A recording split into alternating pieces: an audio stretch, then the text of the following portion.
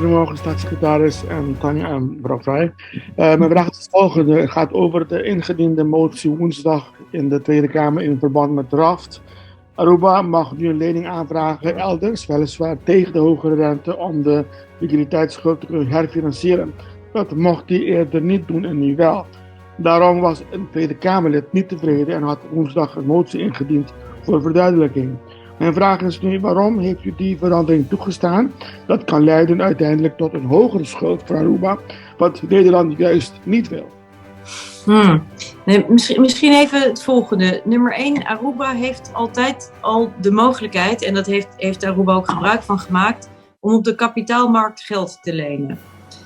Maar vanwege de zogenaamde credit rating die Aruba heeft, betekent dat vaak dat je dan geld leent tegen een hoger rentepercentage dan Nederland geld kan lenen. Want wij zijn een zogenaamd AAA-land. We hebben de hoogste kredietwaardigheid, de status van de hoogste kredietwaardigheid en betalen relatief minder rente dan Aruba. Het idee van de herfinanciering van de leningen is vooral dat wij graag die herfinanciering willen doen.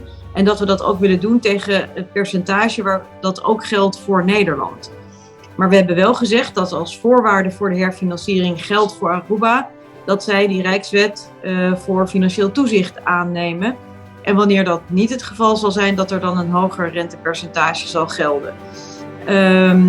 Punt. Dus dit is het. Maar Aruba kan al gewoon lenen op de kapitaalmarkt, maar betaalt dan een hoger percentage dan wanneer het land leent bij Nederland. Nou, waarom de motie dan eigenlijk? Dat heb ik niet goed. Nou, die motie is eigenlijk, en daarom heb ik die ook oordeel Kamer gegeven, een onderstreping van het beleid wat ik heb aangekondigd. Maar heeft u inderdaad veranderd van opinie dan dat het eerst niet mocht en toen wel, want dat begreep ik. Nee, het mocht altijd al. Dus Curaçao en Sint Maarten niet. Dus Curaçao en Sint Maarten kunnen niet op de kapitaalmarkt lenen, maar Aruba wel, als gevolg van de afspraken die toen gemaakt zijn rondom de staatsapparten. En Aruba heeft dat ook gedaan, die heeft ook leningen. Het land heeft geleend op de kapitaalmarkt.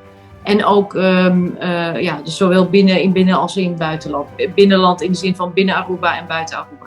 Maar het leidt toch op een hogere schuld dat Nederland niet wil hebben, toch? Als je dat... Ja, nou kijk, het is natuurlijk aan Aruba om te bepalen wanneer ze geld willen lenen, bij wie ze dat doen. Maar het is voor Aruba aantrekkelijker om geld te lenen bij Nederland dan op de kapitaalmarkt. Maar wat wij heel erg relevant vinden, daar ging die motie eigenlijk over, is dat als we die herfinanciering tegen dat gunstige rentepercentage doen, namelijk het percentage wat ook Nederland betaalt, dan vinden we het van belang dat er ook goed financieel toezicht is. Zoals dat overigens ook geldt voor Curaçao en Sint Maarten, want die hebben allebei al zo'n Rijkswet. Alleen Aruba werkte nog met een landsverordening en wij willen graag dat er ook een Rijkswet gaat gelden. Ja?